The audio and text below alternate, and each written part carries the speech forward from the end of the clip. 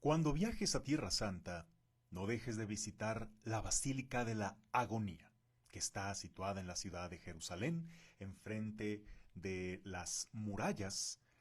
Allí es el lugar del Monte de los Olivos, allí donde el Señor experimentó el más grande de sus sufrimientos, que curiosamente no era un sufrimiento tanto físico, sino moral, que fue su agonía, el momento en que humanamente sintió esa tan natural resistencia al sufrimiento, resistencia a aceptar la voluntad de Dios cuando ésta es difícil y dolorosa.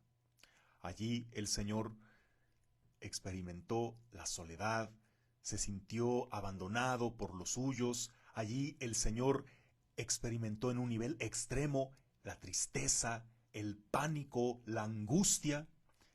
Es el momento en el que toca el fondo de la humanidad y luego resalta su divinidad. Cuando vas a la Basílica de la Agonía, saliendo tienes una vista preciosa a la ciudad de Jerusalén. Si has visto una postal de la moderna ciudad de Jerusalén, destacará sin duda una cúpula dorada que es una mezquita de los musulmanes. Es la mezquita de la Roca, justo arriba del Muro de las Lamentaciones. Esta mezquita es donde se atribuye que se iba a realizar el sacrificio de Isaac. Ya ven que Abraham es padre tanto de los judíos como de los árabes, pues allí es un lugar sagrado para el Islam, porque es el lugar en donde Abraham sacrificaría a su hijo Isaac. Y todos conocemos bien esa historia. Abraham iba a obedecer el mandato de Dios, sin embargo el Señor probó su fidelidad y no le pidió el sacrificio de su hijo. Sin embargo, justo enfrente de esa roca está otra roca, la roca que se encuentra dentro de la Basílica de la Agonía. Justo debajo del altar está la roca donde, según la tradición, allí el Señor cayó en tierra y allí sintió esa angustia que le provocó un sudor de sangre. Y allí, a diferencia de la otra roca donde Dios perdonó al hijo de Abraham, aquí el Señor acepta el sacrificio de su propio hijo, que él sí es sacrificado, pero no por otros, sino que él mismo entrega la ofrenda más preciada, más costosa a los ojos de Dios. El sacrificio no tanto de su sangre, sino de su voluntad. Es cuando se someten y se unen la voluntad divina con la humana. Cuando estuve allá y tuve el privilegio de celebrar allí la Eucaristía, pues pude ver ese contraste entre una roca donde el Señor perdonó al hijo de Abraham, con esta otra roca donde el Señor nos entregó a su propio hijo.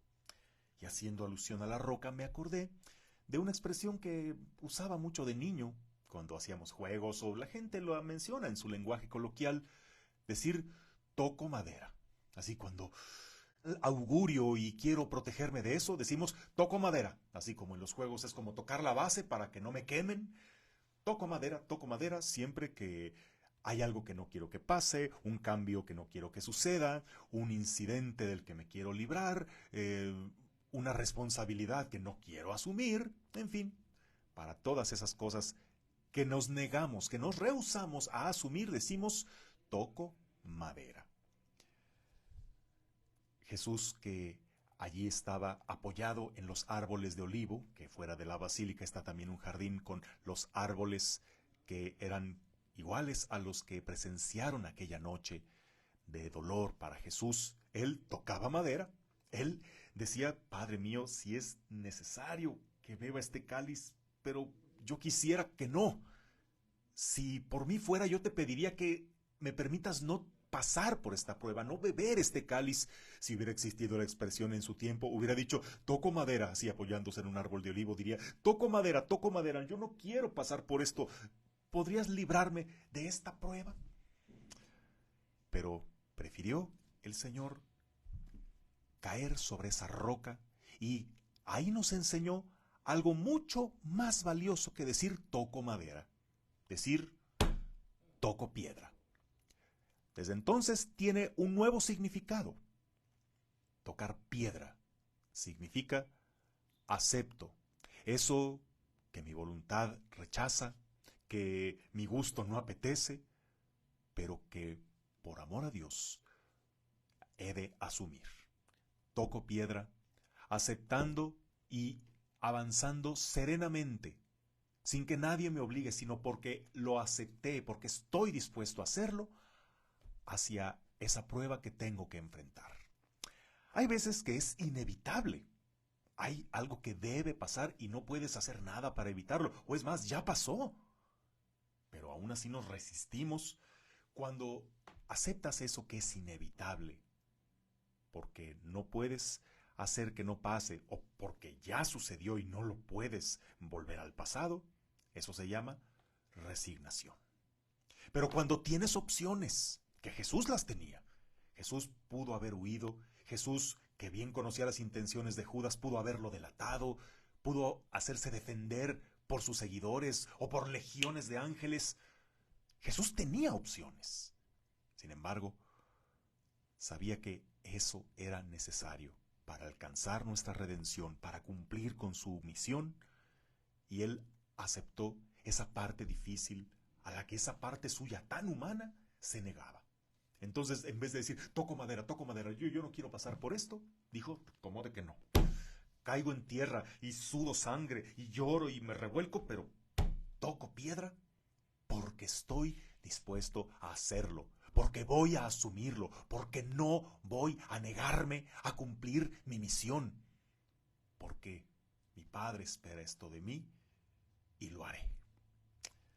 Bueno, y tú, ante las pruebas que la vida te presenta, ante esas cosas que ves venir o que ya estás pasando, tú dices toco madera, tratando siempre de huir y pues te persigue como tu propia sombra aquello que te niegas a enfrentar, o dices toco piedra, mirando de frente tus temores, avanzando hacia ellos y enfrentándolos.